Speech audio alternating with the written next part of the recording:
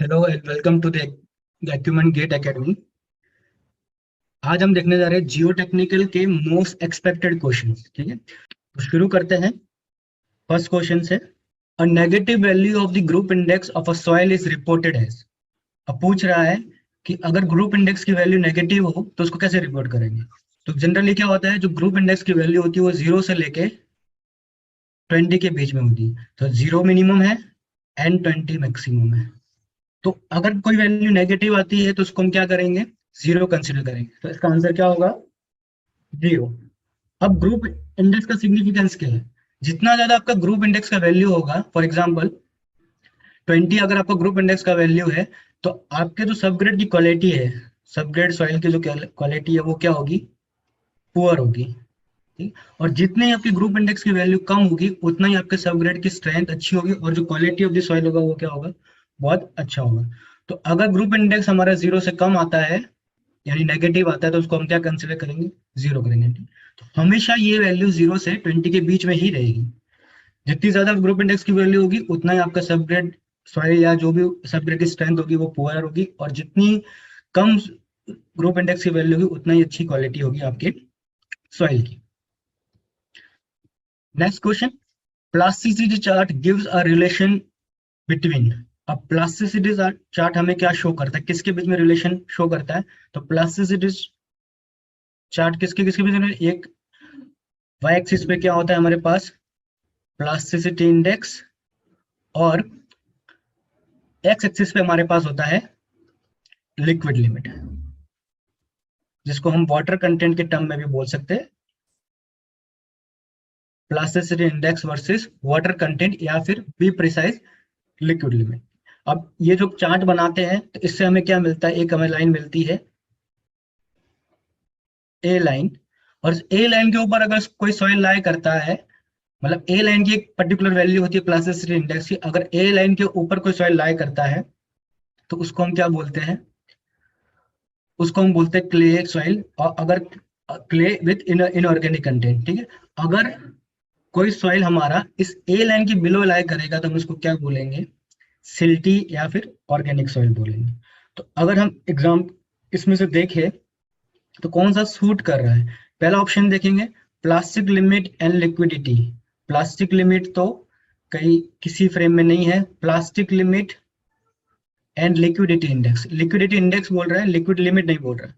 Third option देखेंगे तो plastic index and liquid limit, actual में ये होना चाहिए प्लास्टिसिटी इंडेक्स, और यहाँ पे लिक्विडिटी की जगह क्या होगा, liquid limit. Option C is the right answer. थोड़ा सा लिखते समय ये मिस इंटरप्रेट हो चुका है, ठीक है।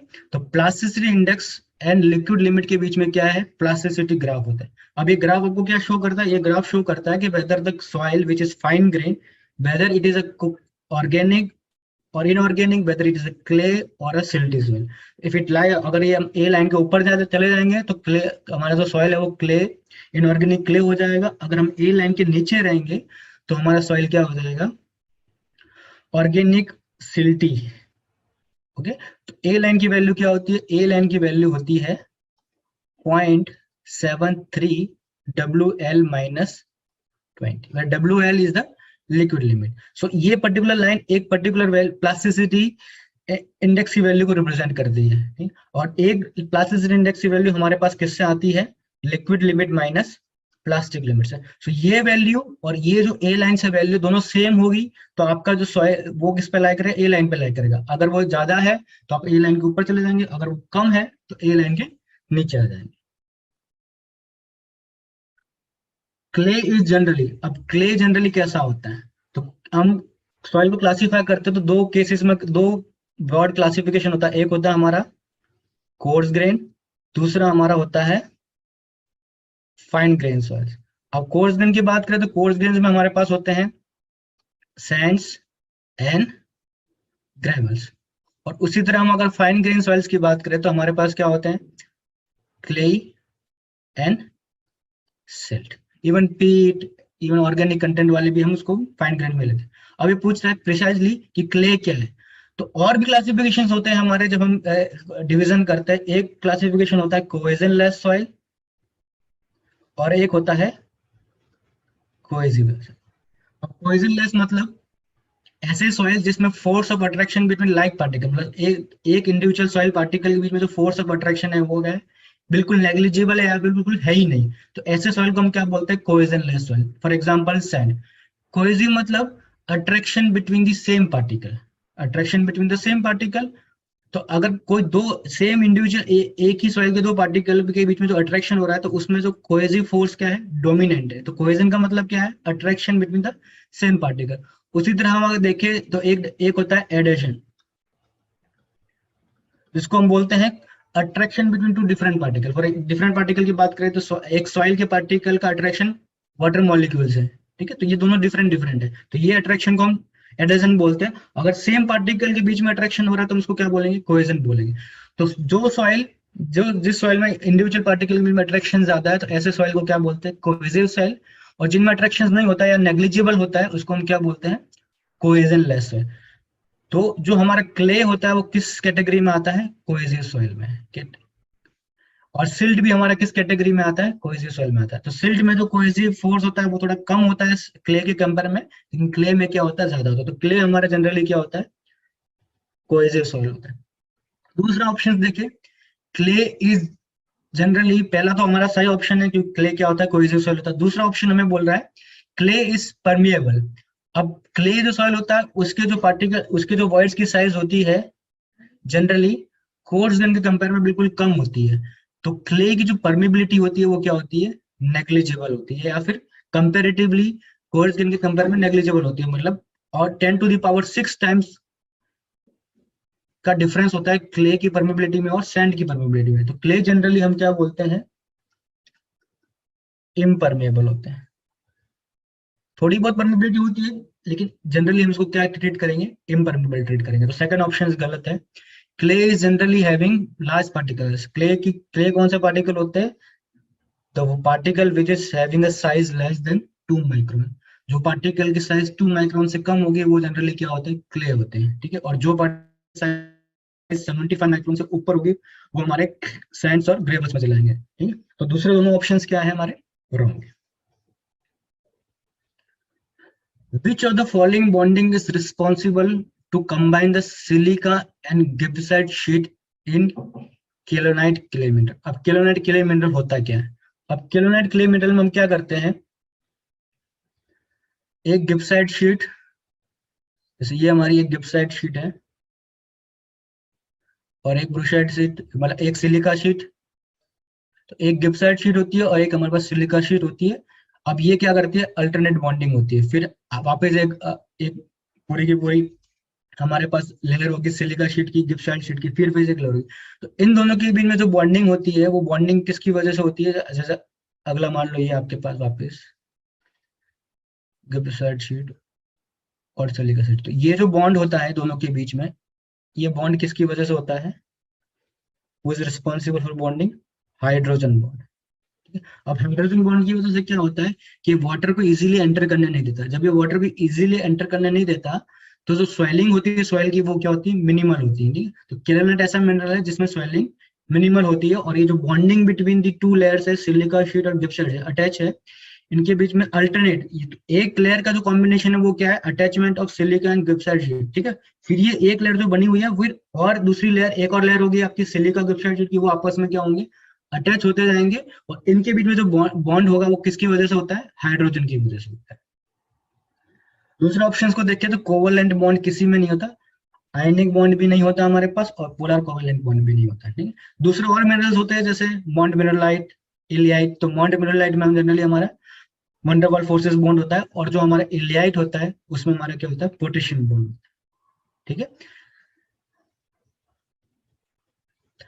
The relationship between coefficient of consolidation CV, time factor TV, drainage path D and time T is given by। अब इनके बीच में रिलेशन कैसा होता है, तो टाइम फैक्टर दिया जाता है TV is equal to CV into T by D square, where TV is the time factor associated with the degree of consolidation। तो कितना degree of consolidation, for example किसी पर्टिकुलर सॉइल का settlement होना था, total settlement होना था 12 mm। अब for an instant अभी सेटलमेंट कितना हुआ है, 5 mm। तो ये जो रेशियो है 5 mm से 12 mm का रेशियो, ये आपको बता रहा है कि कितना डिग्री ऑफ सेटलमेंट हो चुका है, तो ये डिग्री ऑफ कंसोलिडेशन को रिप्रेजेंट करता है। और अगर एक बार हमें डिग्री ऑफ कंसोलिडेशन पता होता है तो उसके करस्पॉन्डिंग हम क्या कर सकते हैं, टाइम फैक्टर निकाल सकते हैं। तो अगर आपको टाइम फैक्टर पता है तो टाइम फैक्टर को निकालने के दो तरीके हैं। एक होता है TV is equal to π/4 into U square, where U is the degree of consolidation. तो इस केस में हम देखें तो टोटल सेटलमेंट हमारा कितना है 12 mm का, और at particular point of time पे जब हम देखें तो हमारा सेटलमेंट कितना हुआ है 5 mm का। तो 5/12 will be our degree of consolidation. इसको हम परसेंटेज के टर्म में भी रिप्रेजेंट कर सकते हैं या फिर फ्रैक्शन के टर्म में भी रिप्रेजेंट कर सकते हैं। तो यहाँ से भी हमें टाइम फैक्टर मिल सकता है, और इस इक्वेशन से भी हमें क्या मिल सकता है, टाइम फैक्टर। अब इस इक्वेशन को अगर हम वेरिएबल को अलग तरीके से लिखे तो हम यहाँ से लिख सकते हैं CV is equal to TV into D square upon T, where TV is the time factor, D is the drainage path। तो अब ड्रेनेज पाथ डिपेंड करता है कि आपका जो सॉइल का जो पाथ है वो डबल ड्रेनेज है, सिंगल ड्रेनेज है। फॉर एग्जांपल अगर दो ड्रेनेज लेयर एग्जिस्ट करती है, यहाँ पे भी ड्रेनेज लेयर एग्जिस्ट करती है और बॉटम में भी कोई ड्रेनेज लेयर एग्जिस्ट करती है, तो उस केस में क्या होगा, उस केस में क्या होगा कि आपका जो एक्चुअल में जो सॉइल की जो लेयर है थिकनेस H है, तो यहाँ पे जो वाटर मॉलिक्यूल होगा उसको ट्रैवल करने के लिए वो एक लंबा पाथ नहीं लेगा, वो क्या लेगा, जो भी नियर बाय पाथ है जिससे वो एक्सपेल हो सकता है, जिससे बाहर निकल सकता है, उस पाथ को फॉलो करेगा। ठीक है, तो ये इजीली क्या करेगा, इस पाथ के थ्रू बाहर निकल जाएगा वाटर मॉलिक्यूल। लेकिन अगर सिंगल ड्रेनेज होता, अगर ये सिंगल ड्रेनेज होता, ऊपर कोई ड्रेनेज लेयर नहीं होती, इस वाटर मॉलिक्यूल को बाहर निकलने के लिए ये पूरा लाइन ट्रैवर्स करना पड़ता है। ठीक है, तो डबल ड्रेनेज के केस में क्या हो जाता है, ये जो आपका ड्रेनेज पाथ है, ड्रेनेज पाथ कितना हो गया, D is equal to H/2। अगर ये सिंगल ड्रेनेज होता है तो आपका ड्रेनेज पार्ट क्या रहता है, H के बराबर में रहता है। ठीक है, तो डबल ड्रेनेज पार्ट डिपेंड करता है कि whether the medium is double drainage और सिंगल ड्रेनेज। तो TV into D square upon T। अब ये ऑप्शन मैच करते, किस में मैच कर रहा है, first option D square into TV into C is matching, बाकी सारे ऑप्शन क्या है, गलत है।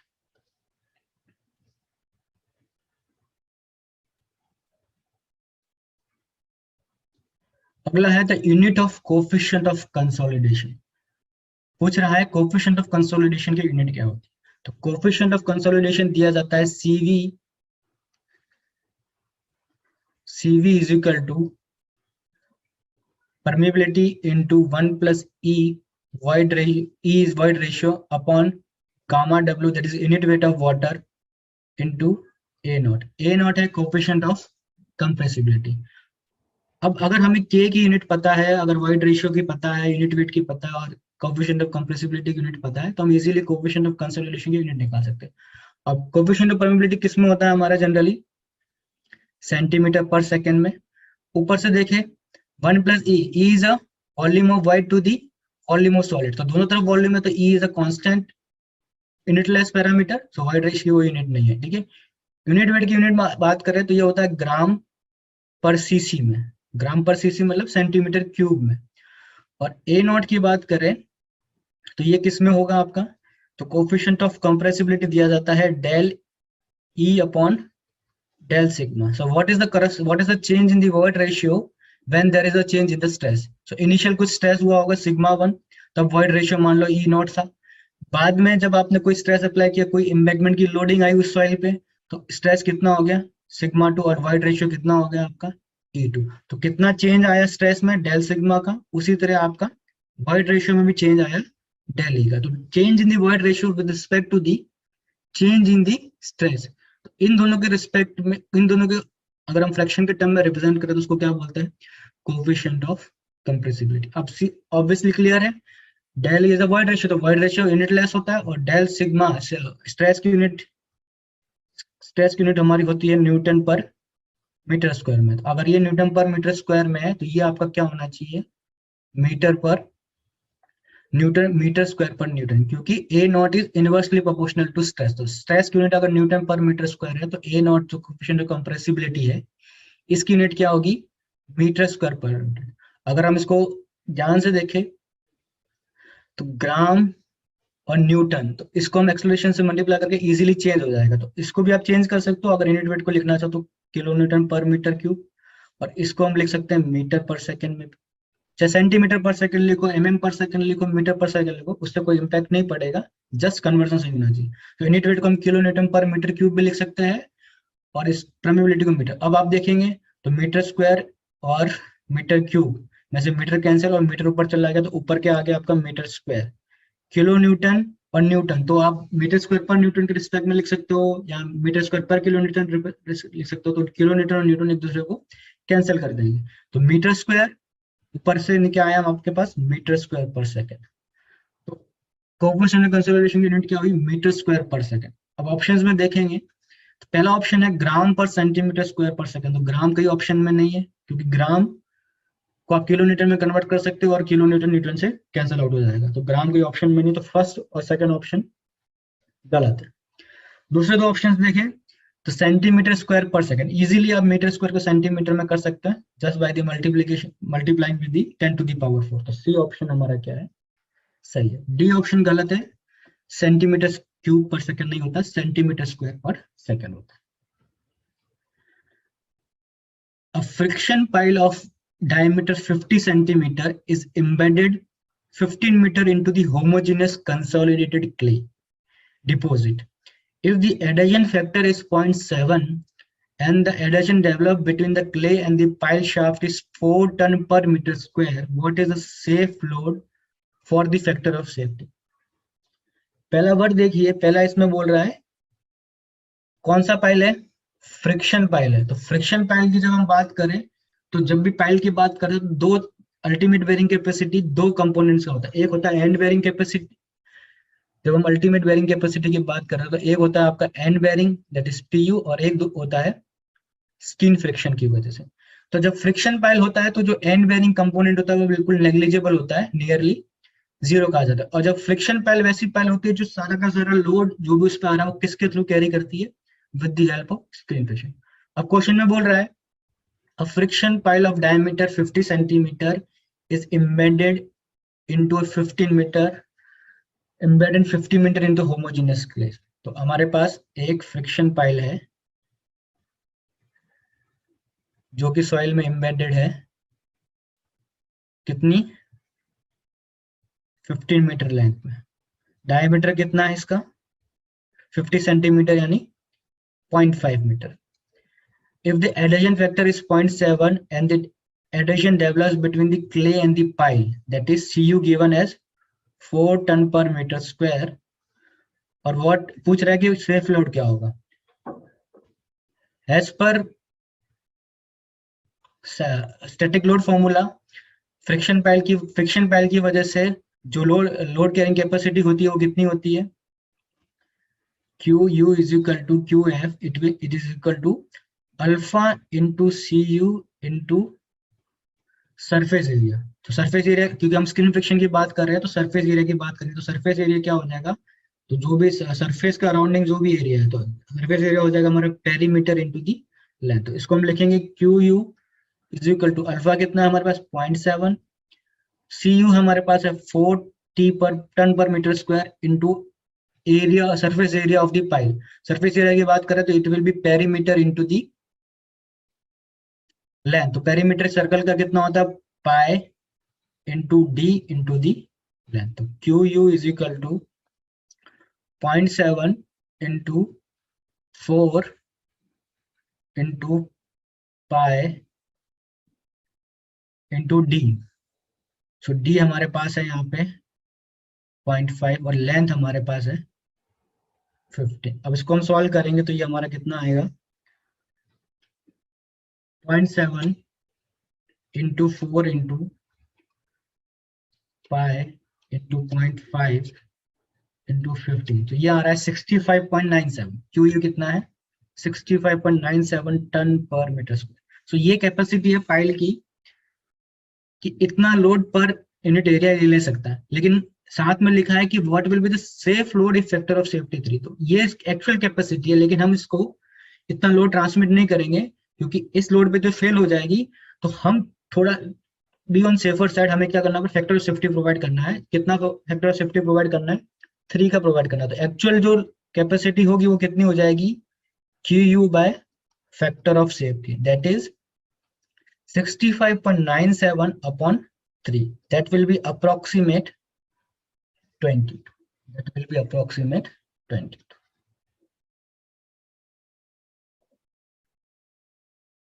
Which of the following statement is true? A pile is a cylinder member which transfer the load through its lower end on a strong stator.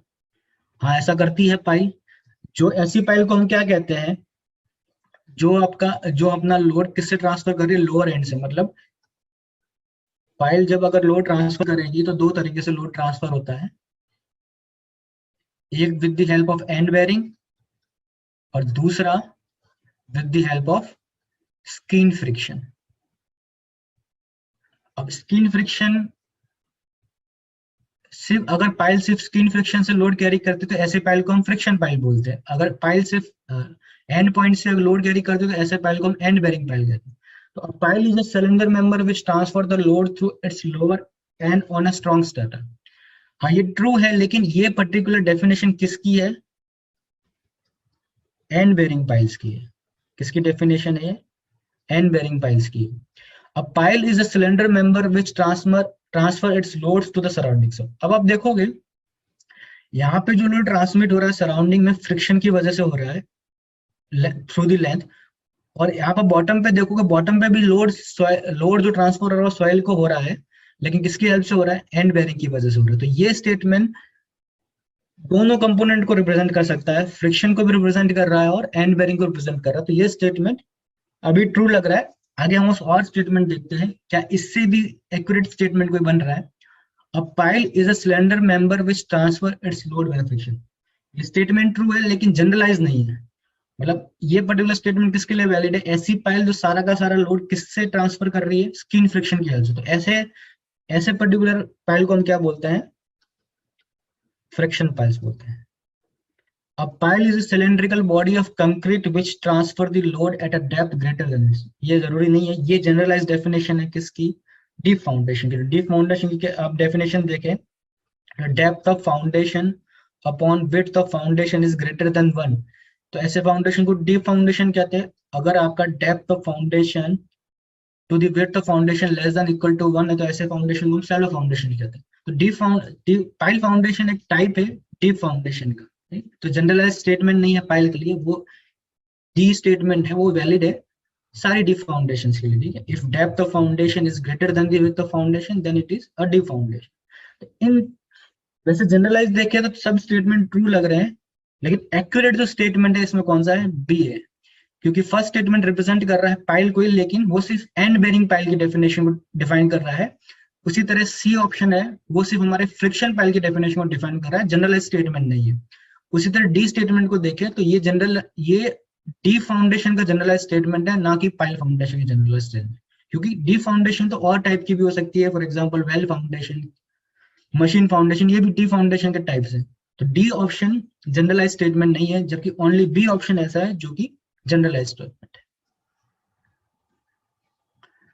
What is the value of active earth pressure coefficient for a soil having an internal angle of friction of 30 degree? Coefficient of active earth pressure. तो coefficient of active earth pressure क्या होता है, Ka is equal to 1 minus sin phi upon 1 plus sin phi, where phi is the angle of internal friction. So Ka क्या हो जाएगा, 1 minus sin 30 degree upon 1 plus sin 30 degree. So Ka is equal to 1 minus sin 30 कितना हुआ हमारा, half sin 30 1 plus 1 by 2. So ये हो जाएगा हमारे पास half upon 3 by 2. So it will be equal to 1 by 3. So option A is the right answer.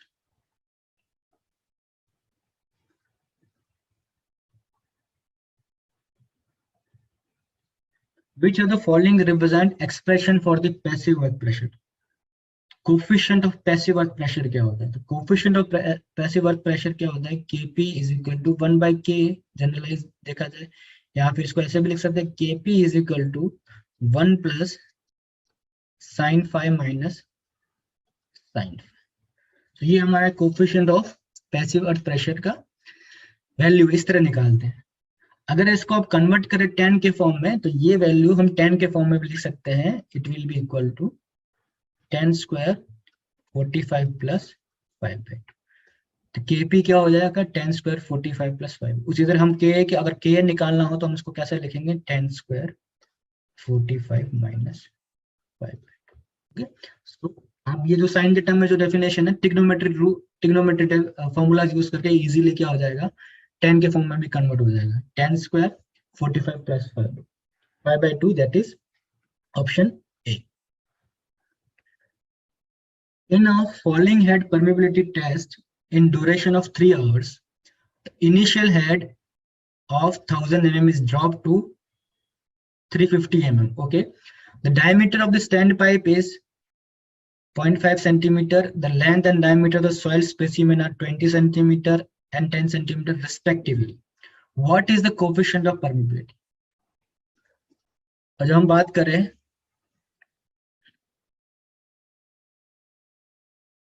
Falling head test की, तो falling head test किसके लिए किया जाता है, फॉलिंग हेड टेस्ट हम पर्टिकुलरली करते हैं कोर्स ग्रेन सॉइल के लिए, सॉरी फाइन ग्रेन सॉइल के लिए करते हैं।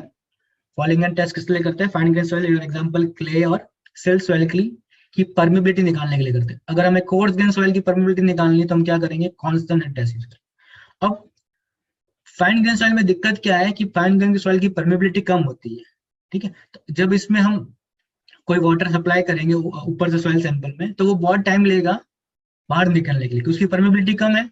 तो थ्रू आउट दी जैसे परकोलेट होता रहेगा, तो धीरे धीरे परकोलेट होगा और उसको बहुत टाइम लगेगा सॉइल सैंपल से बाहर आने के लिए, ठीक है। तो इसके लिए हम क्या करते हैं, फॉलिंग हेड में एक स्टैंड पाइप यूज करते हैं। इनिशियली हम देख लेते हैं कि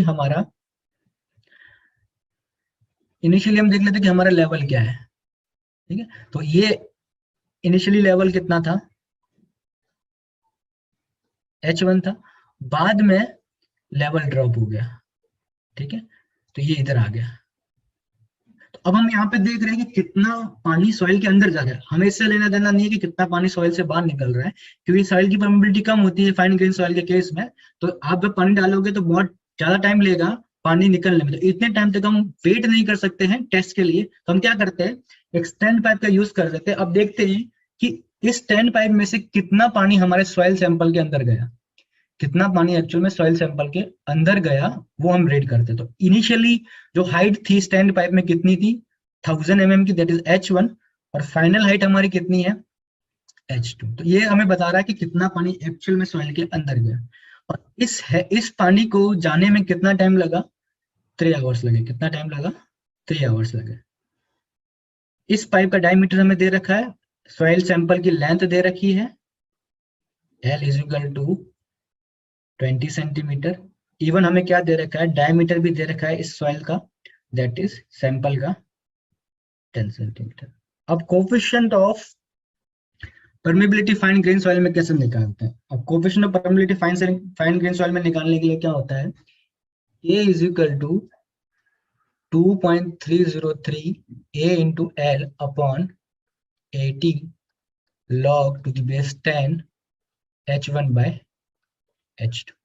अब A क्या है, ये है आपका एरिया ऑफ स्टैंड पाइप, और कैपिटल A क्या है, एरिया ऑफ सॉइल सैंपल। उसी तरह देखें,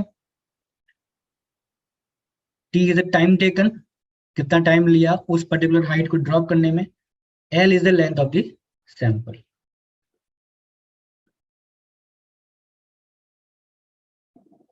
H1 is the initial head, H2 is the final head. अगर हम इसमें वैल्यूज पुट करें तो हमारे पास आएगा K is equal to 2.303 into A।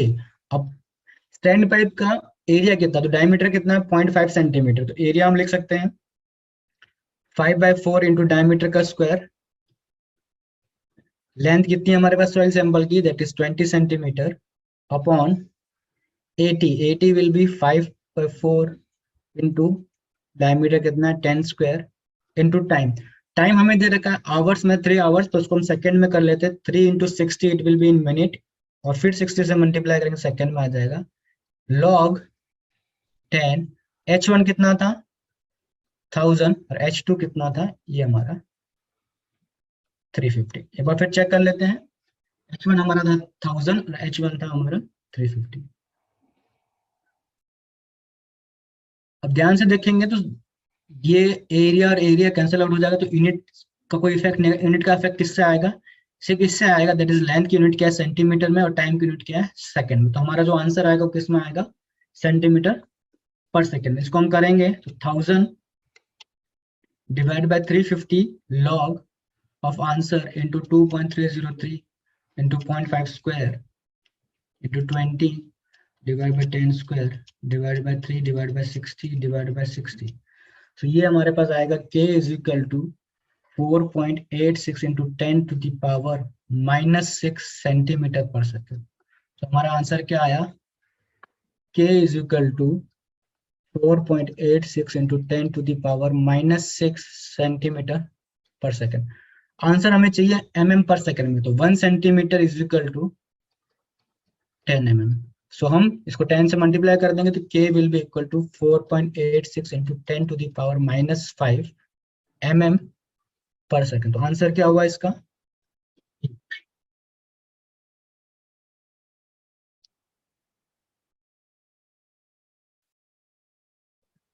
a 10 meter thick confined aquifer gives the steady state discharge of 0.03 meter cube per second through the well of 50 centimeter radius। तो एक कन्फाइंड एक्यूफर है। Confined aquifer क्या होता है, जहां पे आपका जो वाटर एग्जिस्ट करता है वो किसके बीच में एग्जिस्ट करता है, दो इम्परमेबल लेयर के बीच में आपका क्या करेगा, वाटर एग्जिस्ट करेगा। ठीक है, तो ये इसकी जो थिकनेस है कितनी है, 10 मीटर की है। Due to pumping, the height of water in the well is dropped from 15 to 10 metre. तो इनिशियली जो वाटर की हाइट थी 15 मीटर थी फ्रॉम दी डेटम, बाद में कितनी हो गई है, 10 हो गई। तो ड्रॉप कितने का आया, ड्रॉप हमारे पास कितने का आया, हेड लॉस या ड्रॉप कितना हुआ, 5 मीटर का। और कितना डिस्चार्ज ऑब्टेन कर रहे हैं हम, कांस्टेंट डिस्चार्ज 0.03 मीटर क्यूब पर second. Due to pumping, the height of the water in the well is dropped from 15 meter to 10 meter and the radius of influence is obtained as 500 meter। अब radius of influence क्या represent करता है कि अगर आपने पास में कोई observation well कर रखा है या दूर, तो यहाँ पे ड्रॉप 5 मीटर का हो रहा है, तो रेडियस ऑफ इन्फ्लुएंस रिप्रेजेंट करता है कि ये जो पंपिंग कर रहा है इसकी वजह से कितने नियर बाय एरिया में इफेक्ट पड़ रहा है। तो रेडियस ऑफ इन्फ्लुएंस एक पर्टिकुलर जोन होगा कि जिसके बियॉन्ड अगर आप देखोगे तो ड्रॉप ऑफ वाटर लेवल क्या हो जाएगा, 0 हो जाएगा। लेकिन रेडियस ऑफ इन्फ्लुएंस के अंदर अगर आप देखोगे तो कुछ ना कुछ वाटर ड्रॉप होगा corresponding to the water table. ठीक है, लेकिन अगर रेडियस ऑफ इन्फ्लुएंस के बियॉन्ड जाओगे तो या रेडियस ऑफ इन्फ्लुएंस पे क्या होगा, जो वाटर टेबल में एक्चुअल जो ड्रॉप है वो कितना होगा, 0 होगा। तो एक लिमिट है जिसमें जब वाटर पंप कर रहे हो तो जो इस पंपिंग की वजह से इफेक्ट आ रहा है वो इस रेडियस के अंदर ही इम्पैक्ट कर रहा है, इस रेडियस के बाहर वो चीज इम्पैक्ट नहीं हो रही है, उस पर्टिकुलर चीज को हम क्या कहते हैं, रेडियस ऑफ इन्फ्लुएंस। तो हमें पूछ रहा है कि कोफिशिएंट ऑफ परमिबिलिटी क्या होगी mm पर सेकंड में। ठीक है, तो हमें सारी यूनिट लगभग मीटर में दे रखे, तो पहले हम इसको मीटर पर सेकंड में निकाल देते हैं, उसके बाद हम इसको mm पर सेकंड में कन्वर्ट कर लेंगे। तो q is equal to 2 pi k into b s2 minus s1 upon ln radius of influence upon radius of well। Parameter देख ले, q is the discharge in meter cube per second, k is the coefficient of permeability, b is the thickness of aquifer, s2 is the head corresponding to initial head loss कितना, drawdown कितना हो रहा है corresponding to the well, s1 is the drop in the water table corresponding to the particular point। अगर हम radius of influence ले रहे हैं तो radius of influence पे ड्रॉप कितना होगा, 0 का ड्रॉप होगा। r is the radius of influence and rw is the radius of well। so यहाँ पे हम वैल्यू पुट करेंगे, 0.03 will be 2 pi k, b कितना है 10 metre, s2 is 5, s1 is 0 upon ln r radius of influence कितना है 500 metre. Since इसको हमने मीटर में रखा है तो ये भी हमारा किस में होना चाहिए, मीटर में होना चाहिए। तो रेडियस कितना है वेल का 50 सेंटीमीटर, दैट विल बी 0.5। इसको हम जब सॉल्व करेंगे तो हमारे पास क्या रहेगा, कोएफिशिएंट ऑफ परमिबिलिटी की वैल्यू आ जाएगी। सो ln 500 divide by 0.5 into 0.03 divided by 5 divided by 2 divided by 3.14 divided by 10, तो ये आता है हमारे पास 6.59 into 10 to the power -4 metre per second. 6.59 into 10 to the power -metre. Answer पूछा है हमें mm पर सेकेंड में, इसको अगर हम 1000 से मल्टीप्लाई करेंगे तो हमारे पास क्या आ जाएगा, k will be equal to 0.66 mm per second. इसका आंसर क्या होगा, A option. The moisture content of a soil below which the soil becomes constant. तो हमारे पास तीन ऑप्शंस है, a moisture content of a soil below which soil volume become constant, ठीक है। तो मतलब ये क्या रिप्रेजेंट कर रहा है कि जैसे मान लो कोई सॉइल है, उसमें कुछ पर्टिकुलर वाटर कंटेंट है, अब हम क्या करेंगे, वाटर रिमूव करेंगे सॉइल में से, तो वाटर कंटेंट कम करेंगे तो धीरे धीरे क्या होगा, सॉइल का वॉल्यूम भी क्या करेगा, डिक्रीज करेगा। अब इस सॉइल का वॉल्यूम डिक्रीज कर रहा है, लेकिन एक पॉइंट ऐसा आएगा जब आप पानी कम कर रहे हो, वॉल्यूम ऑफ वाटर या कम कर रहे हो, तो सॉइल के वॉल्यूम में कोई इंपैक्ट नहीं आ रहा है, ठीक है। जो एक्चुअल में वॉल्यूम ऑफ वाटर था, वो धीरे धीरे आप जब वाटर को निकाल रहे हो तो वॉल्यूम ऑफ वाटर कम हो रहा है, तो वॉल्यूम ऑफ सॉइल भी कम हो रहा है। लेकिन बाद में एक पॉइंट ऐसा आएगा जब आप पानी कम कर रहे हो तो वॉल्यूम ऑफ वाटर क्या होगा, वॉल्यूम ऑफ एयर से क्या हो जाएगा, रिप्लेस हो जाएगा, वॉल्यूम ऑफ एयर से रिप्लेस हो जाएगा, तो सॉइल की वॉल्यूम में क्या आएगा, कोई चेंज नहीं आने वाला है, ठीक है। लिक्विड लिमिट नहीं होता, श्रिंकेज लिमिट भी नहीं होता, वो क्या होता है, श्रिंकेज लिमिट होता है, प्लास्टिक लिमिट भी नहीं होता। तो लिक्विड लिमिट क्या होता है, वो वाटर कंटेंट जिसपे सॉइल प्रैक्टिकली किस स्टेट में होता है, लिक्विड स्टेट में होता है, और उसकी जो स्ट्रेंथ होती है बहुत ही स्मॉल होती है, बहुत इन्फिनिटली बहुत स्मॉल स्ट्रेंथ होती है, जिसको हम मेजर कर सकते हैं, लेकिन उसकी स्ट्रेंथ प्रैक्टिकली आपका सॉइल किस में, लिक्विड स्टेट में, मतलब वाटर कंटेंट इतना ज्यादा है कि सॉइल किस तरह बिहेव कर रहा है, लिक्विड लिमिट। प्लास्टिक लिमिट क्या रिप्रेजेंट कर रहा है कि अगर हम किसी सॉइल में पानी मिक्स करें, उसको रोल करें 3 mm के डायमीटर में, तो वो क्या करेगा, उस पॉइंट पे जब हम उसको 3 mm के डायमीटर में रोल करेंगे तो उस पॉइंट पे क्या होने जाएगा, क्रम्बल करने लग जाएगा। तो वो वाटर कंटेंट जिसपे सॉइल को अगर रोल करे और 3 mm के डायमीटर पे क्रम्बल करने लग जाए, वो वाटर कंटेंट को हम क्या कहेंगे, प्लास्टिक लिमिट, ठीक है। तो जैसे हम वाटर कम कर रहे हैं तो इनिशियली हम लिक्विड लिमिट पे है, धीरे धीरे कम करेंगे हम प्लास्टिक लिमिट पे आएंगे, और कम करेंगे तो हम श्रिंकेज लिमिट पे आएंगे, ठीक है। लेकिन जब हम लिक्विड लिमिट से वाटर कम कर रहे हैं तो वॉल्यूम ऑफ वाटर कम हो रहा है और वॉल्यूम ऑफ सॉइल में भी इम्पैक्ट पड़ रहा है। उसी तरह हम प्लास्टिक लिमिट से भी वॉल्यूम ऑफ वाटर कम करेंगे तो आपका वॉल्यूम ऑफ सॉइल पे भी इम्पैक्ट आएगा। लेकिन जब हम श्रिंकेज लिमिट पे आएंगे तो वहां पे अगर उसके बियॉन्ड अगर आप वॉल्यूम ऑफ वाटर को कम करना चाहेंगे तो वो वॉल्यूम ऑफ वाटर वाली जगह वो किससे रिप्लेस हो जाएगी, एयर से रिप्लेस हो जाएगी, ठीक है। तो श्रिंकेज लिमिट वो पॉइंट है जिसके बियॉन्ड अगर हम पानी को रिप्लेस करना चाहते हैं तो पानी कम करेंगे तो पानी कम नहीं होगा, एक्चुअल में पानी कम होगा और उसकी जगह क्या आ जाएगा, एयर आ जाएगा। तो वॉल्यूम ऑफ सॉइल पे क्या करेगा, कोई इंपैक्ट नहीं पड़ने वाला है। तो वो पर्टिकुलर पॉइंट को क्या कहते हैं, श्रिंकेज लिमिट कहते हैं। If the voids of a soil are full of air only, the soil is term. तो अब सॉइल के 3 स्टेट होते हैं, पार्शियली सैचुरेटेड में क्या होगा, सॉलिड्स, वाटर एंड एयर होगा। तो ये तीनों स्टेट अगर जब होंगे तो सॉइल को क्या कहते हैं, पार्शियली सैचुरेटेड। तो ये पर्टिकुलर पोर्शन है जिसमें एयर और वाटर मिक्स है, उसको क्या कहते हैं, वॉइड्स या वॉल्यूम ऑफ वॉइड्स। दूसरा अगर हम बोले कि अगर सारा का सारा सॉइल, सारे के सारे वॉइड्स हम किससे फिल कर दे, वाटर से फिल कर दे, तो सॉइल हमारा कैसा हो जाएगा, सैचुरेटेड स्टेट में। सिमिलरली अगर वॉइड्स, जो वॉइड्स वाली जगह है वॉल्यूम ऑफ वॉइड्स, उसमें सारी की सारी जगह क्या है, एयर्स की है, और दूसरा कंपोनेंट क्या है हमारे पास, सॉलिड्स। तो सारे के सारे वॉल्यूम ऑफ वॉइड को अगर हम एयर से रिप्लेस कर देंगे तो ये जो पर्टिकुलर स्टेट होता है उसको हम क्या कहते हैं, ड्राई स्टेट। तो 3 फिजिकल स्टेट पॉसिबल है, सॉलिड, एयर एंड वाटर अगर कंबाइंड फॉर्म में अवेलेबल है तो उसको हम पार्शियली सैचुरेटेड बोलेंगे। अगर सारा का सारा वॉइड्स वाटर से फिल है तो हम उसको सैचुरेटेड स्टेट बोलेंगे। अगर सारा का सारा वॉल्यूम ऑफ वॉइड्स एयर से फिल है तो उसको हम क्या बोलेंगे, ड्राई स्टेट बोलेंगे। तो उसका आंसर क्या होगा,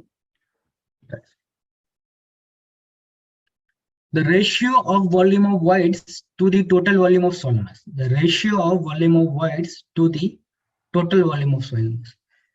So volume of voids to the total volume of soil mass. Sorry, total volume of soil mass. और तो ये पर्टिकुलर रेशियो क्या होता है, porosity.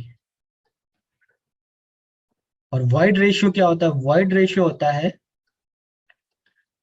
Volume of void to the volume of soil. Definition में डिफरेंस समझिए, porosity is the ratio of volume of void to the total volume of soil mass, whereas the void ratio is the ratio of volume of void to the total volume of solid. इसमें हम solid के compare में volume of void को compare कर रहे हैं, और इसमें टोटल वॉल्यूम के कंपेयर में हम देख रहे हैं कि हमारा वॉइड्स कितना है। तो वॉइड रेशियो आपका 1 से ज्यादा निकल सकता है, क्योंकि चांसेस है कि वॉइड्स सॉलिड से ज्यादा हो, लेकिन पोरोसिटी हमेशा आपका 0 से 1 के बीच ही रहेगा। The ratio of volume of voids to the total volume of soil mass is called porosity. अब एयर कंटेंट क्या होता है? एयर कंटेंट होता है volume of air upon volume of voids, तो इट इज एयर कंटेंट। एक और definition होती है जिसको हम बोलते हैं percentage air voids. Percentage air voids होता है volume of air upon total volume. जब हम परसेंटेज एयर वॉइड्स की बात कर रहे हैं तो हम जो पर्टिकुलर पोर्शन जो एयर से ऑक्यूपाइड है उसको कंपेयर करते हैं टोटल सॉइल के वॉल्यूम से। जब हम एयर कंटेंट की बात कर रहे हैं तो हम वॉल्यूम ऑफ एयर को कंपेयर कर रहे हैं टोटल वॉल्यूम ऑफ वॉइड से compare. Pycnometer is used to determine, ठीक है। तो पिग्नोमीटर दो चीजों के लिए डिटरमाइन होता है। पिग्नोमीटर में एक्चुअल में करते क्या है? पिग्नोमीटर में क्या करते हैं, एक पिग्नोमीटर सिंपल बोतल होती है, ठीक है। तो इसको 4 बार रीडिंग लेते हैं। इनिशियली इसको हम एम्प्टी वेट करते हैं, तो W1। फिर सेकेंड टाइम हम इसमें क्या करते हैं, सॉइल डालते हैं और उसको वेट करते हैं W2। फिर थर्ड टाइम हम जो सेकंड स्टेट में जो सॉइल था उसको एज इट इज रहने देते हैं और पूरा का पूरा इसको किससे फिल कर देते हैं, हम वाटर से फिल करते हैं, इसको वेट करते हैं W3। फोर्थ स्टेट में हम क्या करते हैं, सारा का सारा सैंपल या सारे की सारा सैंपल इसको रिमूव कर देते हैं और पूरी की पूरी पिग्नोमीटर को वाटर से फिल कर देते हैं। तो ये हो गया हमारे पास W4, W1, W2, W3, W4, ये हमारे पास रिलेशनशिप आ जाते हैं। तो उसमें हम क्या करते हैं, स्पेसिफिक ग्रेविटी निकाल सकते हैं by using W2 minus W1 upon W4 minus W1 minus W3 minus W2। इस तरह हम स्पेसिफिक ग्रेविटी निकाल सकते हैं। तो पिग्नोमीटर का मेन यूज स्पेसिफिक ग्रेविटी निकालने के लिए, लेकिन इन पैरामीटर्स को आप इंटरचेंज करके इससे हम क्या निकाल सकते हैं, वाटर कंटेंट भी निकाल सकते हैं, ठीक है। तो पिग्नोमीटर वाटर कंटेंट निकालने भी काम आता है। स्पेसिफिक इन जनरलाइज हम इसको स्पेसिफिक ग्रेविटी निकालने के लिए यूज करते हैं, वाटर कंटेंट निकालने के लिए यूज नहीं करते, लेकिन इन डेटा से हम वाटर कंटेंट भी ऑब्टेन कर सकते हैं। W1, W2, W3, W4 हमें मिल रहा है, इसी को यूज करके हम वाटर कंटेंट भी निकाल सकते हैं। लेकिन इन जनरल हमें ये क्या देता है, स्पेसिफिक ग्रेविटी देता है। तो ये दोनों के काम आ सकता है, to get the water content as well as specific gravity. Match the type of test with the objective of the test. SPT, SPT से हमें क्या, SPT यानी स्टैंडर्ड पेनिट्रेशन टेस्ट। ये हम क्या करते हैं, सॉइल की condition, whether soil is having high strength, low strength, मतलब बेरिंग के पर्टिकुलरली फाउंडेशन डिजाइन के लिए SPT टेस्ट के रिजल्ट यूज करते हैं। और टिपिकली इसके रिजल्ट हम पाइल फाउंडेशन डिजाइन में यूज करते हैं SPT के। SPT हमारे काम आता है बेरिंग कैपेसिटी निकालने के लिए। हाइड्रोमीटर से हम क्या निकालता है, हाइड्रोमीटर हमें GSD निकालता है, ग्रेन साइज डिस्ट्रीब्यूशन, ठीक है। तो जनरली दो टाइप के सॉइल्स होते हैं, कोर्स ग्रेन सॉइल और फाइन ग्रेन सॉइल। तो कोर्स ग्रेन सॉइल का कंटेंट ज्यादा होता है तो सिंपल सीव एनालिसिस से चीजें सोल्व हो जाती है। लेकिन अगर फाइन कंटेंट ज्यादा है तो हमें क्या करना पड़ेगा, पर्टिकुलर साइज का कंटेंट कितना है, फॉर एग्जाम्पल 75 माइक्रोन से लेके 20 माइक्रोन के बीच में कितना कंपोनेंट है टोटल सॉइल का, तो उसको आइडेंटिफाई करने के लिए हमें क्या करना पड़ेगा, हाइड्रोमीटर करना पड़ेगा। हाइड्रोमीटर हम तभी अडॉप्ट करेंगे जब परसेंटेज पासिंग थ्रू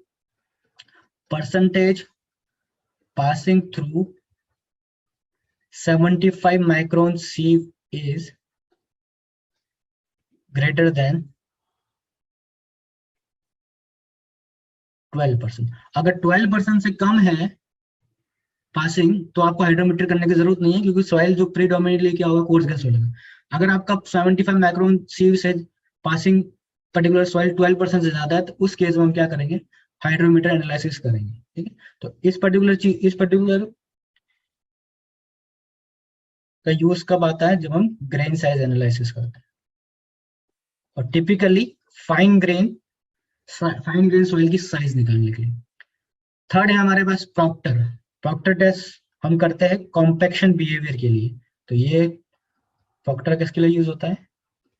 कॉम्पैक्शन के लिए, ठीक है। तो फॉक्टर टेस्ट से हमें क्या मिलता है? फॉक्टर टेस्ट से हमें मिलता है dry density versus moisture content के बीच में ग्राफ मिलता है, ठीक है। तो एक पर्टिकुलर पॉइंट पे, एक पर्टिकुलर मॉइस्चर कंटेंट पे डेंसिटी मैक्सिमम होती है, इनिशियली कम होती है, जैसे जैसे हम मॉइस्चर कंटेंट बनाते हैं तो हमारा जो ड्राई डेंसिटी क्या होती है, बढ़ती जाती है। और एक पर्टिकुलर पॉइंट ऐसा आता है जब हम और मॉइस्चर कंटेंट बढ़ाएंगे तो ड्राई डेंसिटी बढ़ने की जगह क्या हो जाती है, घटने लग जाती है, और हमें कुछ इस टाइप का ग्राफ मिलता है। तो ये पर्टिकुलर पॉइंट जहाँ पे डेंसिटी मैक्सिमम होती है उसको बोलते हैं मैक्सिमम ड्राई डेंसिटी, और यहाँ पे जो मॉइस्चर कंटेंट होगा उसको हम बोलेंगे ऑप्टिमम मॉइस्चर कंटेंट, ठीक है। तो इसके इस साइड को हम क्या बोलते हैं? Dry side. और इसके इस साइड को हम क्या बोलते हैं? ऑप्टिमम के अगर आप लेफ्ट में है तो उसको ड्राई साइड बोलेंगे, ड्राई ऑफ ऑप्टिमम। अगर आप ऑप्टिमम के लेफ्ट राइट में है तो उसको बोलेंगे वेट ऑफ, ठीक है। अब सॉइल अलग अलग तरीके से बिहेव करता है जब आप ड्राई साइड में हो और जब आप वेट साइड में। तो वेट साइड में सॉइल ऑलरेडी सैचुरेटेड, मतलब closer to the saturated state होता है, जबकि ड्राई साइड में वो closer to the dry state में होता है, ठीक। फोर्थ है वेन टेस्ट। वेन टेस्ट हम किस लिए करते हैं? वेन टेस्ट करते हैं हम shear strength निकालने के लिए। वेन टेस्ट किस लिए यूज होता है? shear strength निकालने के लिए, ठीक है। अब वेन टेस्ट में करते हैं क्या है? वेन टेस्ट में हमारे पास क्या होता है? दो ब्लेड्स होती है इस तरह की, जो कि एक दूसरे से क्या होती है, 90 डिग्री होती है, ठीक है। और एक हैंडल होता है, उसको हम सॉइल पे रखते हैं और ऊपर से पुश करते हैं। एक बार सॉइल में इंसर्ट करते हैं तो ऊपर से टॉर्क अप्लाई करते हैं। तो इनिशियली सॉइल की स्ट्रेंथ जब ज्यादा होगी तो आपको ज्यादा स्ट्रेंथ होगी तो आपको टॉर्क जो अप्लाई करोगे आपको ज्यादा अप्लाई करना पड़ेगा। सॉइल की स्ट्रेंथ कम होगी तो टॉर्क अप्लाई करना पड़ेगा। तो ये जो टॉर्क आपको कितना अप्लाई करना पड़ रहा है उसको रिलेट करते हैं हम सॉइल की स्ट्रेंथ से, ठीक है। तो ये जो वेन टेस्ट है दोनों में कर सकते हैं, फील्ड में भी कर सकते हैं और लैब में भी कर सकते हैं। और जनरली ऐसे सॉइल के लिए यूज करेंगे जो हाईली क्या होते हैं, प्लास्टिक, ठीक है। तो वेन टेस्ट हम तब यूज करते हैं जब हमारा सॉइल क्या होता है, हाईली प्लास्टिक क्ले होता है, ठीक है। उस केस में हम वेन यूज करेंगे। दोनों केसेस में यूज कर सकते हैं, लैब में भी यूज कर सकते हैं और फील्ड में भी यूज कर सकते हैं इसको। तो पहला एसपीटी हमारा क्या हो गया? बेरिंग कैपेसिटी, मतलब ए का हमारा हो गया 3, हाइड्रोमीटर यानी 1, बी का हमारा 1 हो गया, सी प्रॉक्टर, प्रॉक्टर का हमारा हो गया 4, एंड वेन डी का हमारा क्या हो गया 2।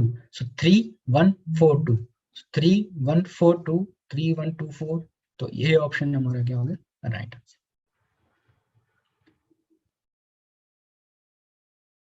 What is the drive weight and the height of free fall in the case of SPT penetration used? तो इन जनरल अप्रोक्सीमेट 65 kg का हैमर यूज करते हैं। 65 kg का हैमर होता है जिसको हम कितनी हाइट से ड्रॉप कराते हैं? इसको हम ड्रॉप कराते हैं 750 mm से। 750 mm की बात करें तो कितना है ये, 75 सेंटीमीटर से, ठीक है। तो जो भी अब इक्विपमेंट हम पहले एसपीटी में क्या करते हैं, इनिशियली बोरहोल खोदते हैं, मतलब गड्ढा करते हैं, उसके में अपना इंस्ट्रूमेंट इंस्टॉल करते हैं, फिर लोडिंग अप्लाई करते हैं with the help of hammer. Hammer का वेट होता है जनरली अप्रोक्सीमेट 65 kg, और उसको ड्रॉप करते हैं हम 75 सेंटीमीटर की हाइट से। एक्चुअल वैल्यू जो कोड के हिसाब से है, एक्चुअल वैल्यू कितनी है? एक्चुअल वैल्यू है एक्चुअल में 63.5 kg। Sir approximate value use करते हैं जब हम सॉइल टेस्टिंग करते हैं।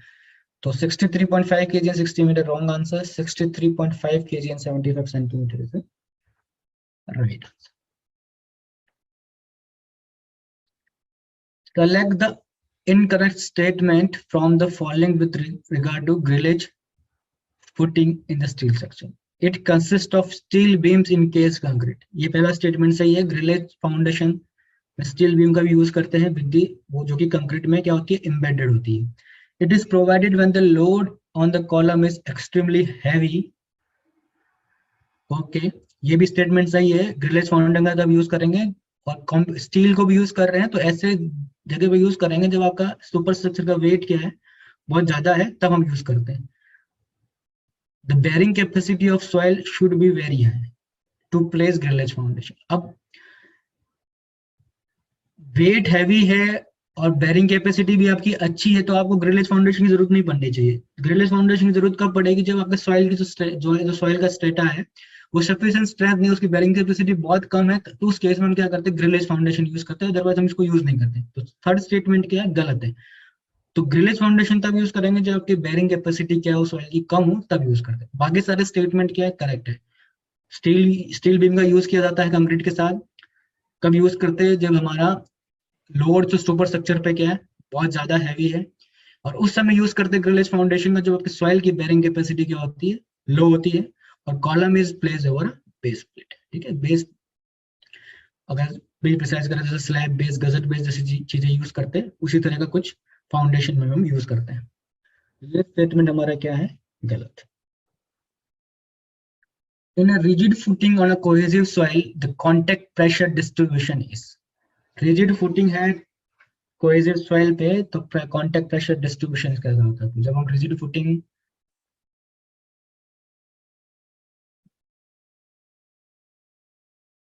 rigid footing को rigid footing cohesive soil पे रखते हैं, तो इस तरह का कुछ distribution मिलता है। ये है contact pressure distribution। किस केस में?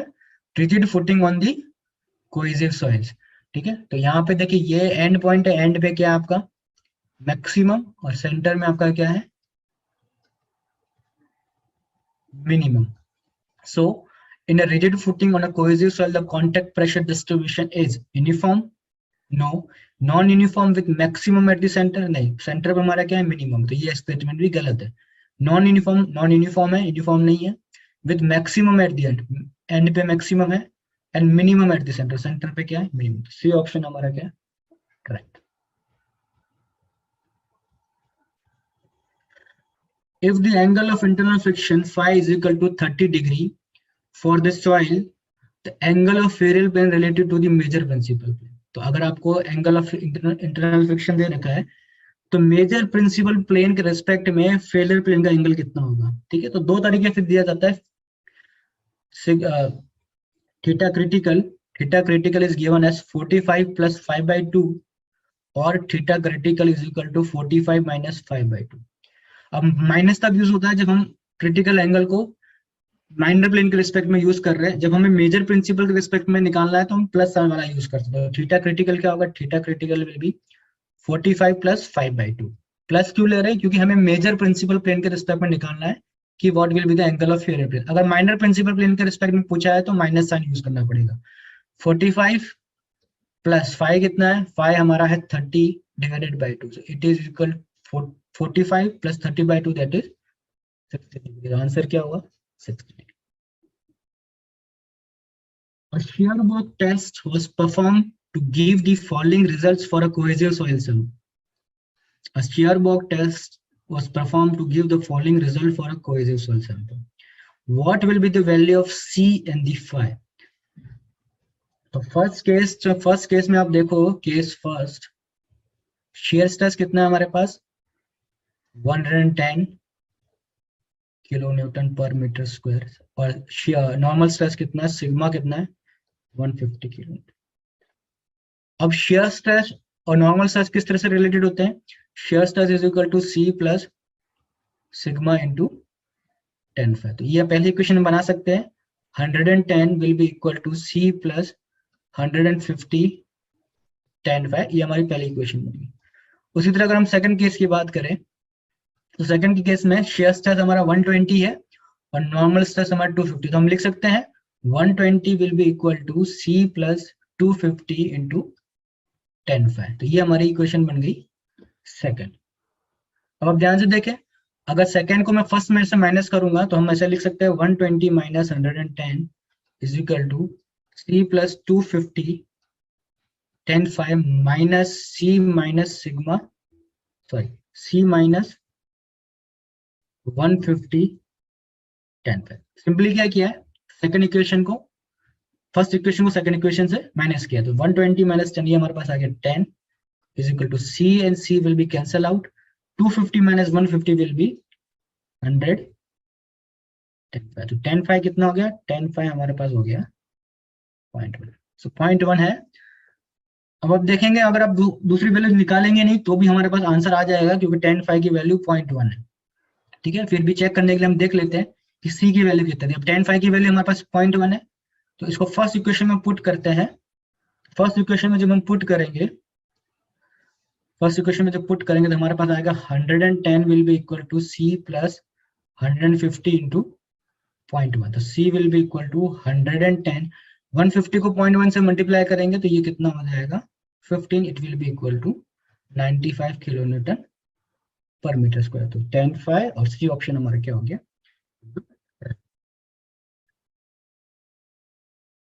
Calculate the shear strength in terms of effective stress on a plane within a saturated soil mass at a point where the total normal stress is this much and pore water pressure is this much. C is given as 12 kilopascal and angle of internal friction is 30 degree. Take tan 30 is equal to 0.578. So shear stress के और shear stress effective stress के term में बोले तो tau dash will be equal to 3 dash plus sigma dash into tan phi dash। तो tau dash हमारे पास क्या है हमें निकालना है, वो हमें दे नहीं रखा, shear strength क्या है वो हमें पता नहीं है। C dash हमें दे रखा है 12 plus sigma dash। अब आपको सिग्मा डैश निकालना, that is effective stress. Effective stress क्या होता है, effective stress is equal to total stress minus pore water pressure. तो टोटल स्ट्रेस हमारे पास क्या है, टोटल स्ट्रेस हमारे पास है 295 माइनस पोर वाटर प्रेशर कितना है 120। तो ये हमारे पास आ गया 295 माइनस 120, ये हमारे पास आ गया 175 इंटू 10 फाइव डैश कितना है 30 degree. Tau will equal to 12 plus 175। अब tan 30 की वैल्यू होती है 1/√3, लेकिन क्वेश्चन में मेंशन है कि आपको tan 30 कितना लेना है 0.57 है। एक्चुअल में tan 30 आप जब लोगे तो हो सकता है 0.578 से थोड़ा डिफर करे तो ऑप्शन में मैच नहीं करेगा, लेकिन क्वेश्चन में मेंशन है कि tan 30 हमें 0.578 ही लेना है, तो वही लेंगे 0.578। इसको हम सॉल्व करेंगे तो ये आएगा 12 plus 175 into 0.578 that is 113.15 kilo pascal. Option क्या हो गया, सी ऑप्शन इज द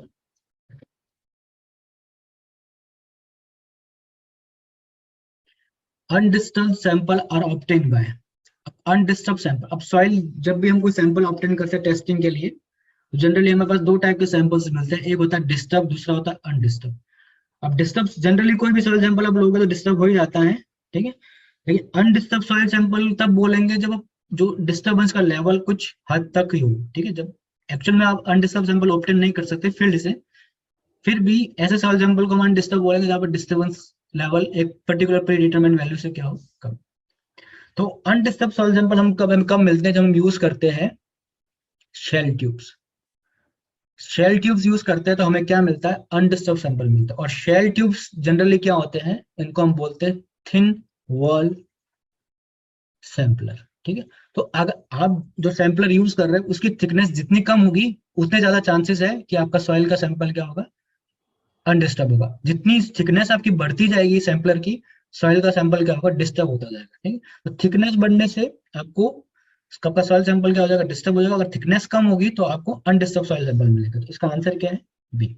अब आप कैसे पता लगाएंगे कि वेदर पर्टिकुलर, क्योंकि आप जब भी कोई सैंपल ऑब्टेन करेंगे तो ऐसा जरूरी नहीं है कि सारे सैंपल जनरली डिस्टर्ब भी होते हैं। अनडिस्टर्ब डिटरमाइन करने का क्राइटेरिया होता है कि अगर एक पर्टिकुलर वैल्यू से वो चीज कम होती है तो उसको अनडिस्टर्ब बोल देते हैं, क्योंकि हम जनरली जो भी सैंपल ऑब्टेन करेंगे थोड़ा बहुत डिस्टर्बेंस तो हर सैंपल में होना ही होना है। तो हमारा एक पैरामीटर होता है हमारे पास जिसको बोलते हैं एरिया रेशियो, ठीक है। तो एरिया रेशियो 10 या 20% से कम होता है तो जनरली हम सैंपल को क्या बोलते हैं, अनडिस्टर्ब बोलते हैं। अगर एरिया रेशियो 20 से ज्यादा हो जाता है तो हम सैंपल को क्या बोलते हैं, डिस्टर्ब बोलते हैं, ठीक है। तो थिन वॉल सैंपलर के केस में हमारा जो एरिया रेशियो होता है वो जनरली 13% के आसपास होता है, ठीक है। और थिक वॉल सैंपलर के केस में हमारा जो एरिया रेशियो होता है वो 112.5 के आसपास होता है, ठीक है। तो डिपेंड करता है कि आपका एरिया रेशियो कितना, एरिया रेशियो जितना कम होगा उतना हम सैंपल को अनडिस्टर्ब बोलेंगे, अगर एरिया रेशियो ज्यादा होगा तो सैंपल को हम डिस्टर्ब बोलेंगे।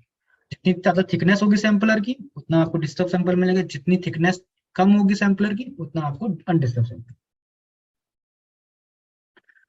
When compared with the open question, floating question generally, अब ओपन क्वेश्चन और फ्लोटिंग क्वेश्चन में क्या है डिफरेंस है। अब फ्लोटिंग की बात करें तो ऐसी चीज जो एग्जैक्ट थोड़ी सी ग्राउंड के ऊपर है, ठीक है, बिल्कुल टच नहीं कर रही है, तो ऐसे पर्टिकुलर चीज को फ्लोटिंग बोलेंगे। जैसे पाई फ्लोटिंग पाइल्स होती है, ठीक है, तो वो ग्राउंड को टच नहीं करती, थोड़ी सी ऊपर हो रहती है, तो ऐसी पर्टिकुलर चीज को हम फ्लोटिंग बोलते हैं। उसी टाइप का क्वेश्चन है, अगर ग्राउंड को टच नहीं कर रहा है बॉटम पे इजीली बिल्कुल बॉटम को टच नहीं करा, बॉटम से हल्का सा ऊपर है, उसको फ्लोटिंग कैशन बोलते हैं। अब डिफरेंस क्या है, when compared with open caisson, floating caissons generally have higher loading capacity, have a slow and inconvenient installation, have a greater depth below the ground surface। ठीक है, तो इसमें से जो करेक्ट ऑप्शन है वो क्या है, have a slow and inconvenient installation। Correct option क्या है, have a slow and inconvenient। तो ये हमने आज देखे कुछ 25-30 क्वेश्चंस देखे जो मोस्ट एक्सपेक्टेड क्वेश्चंस थे।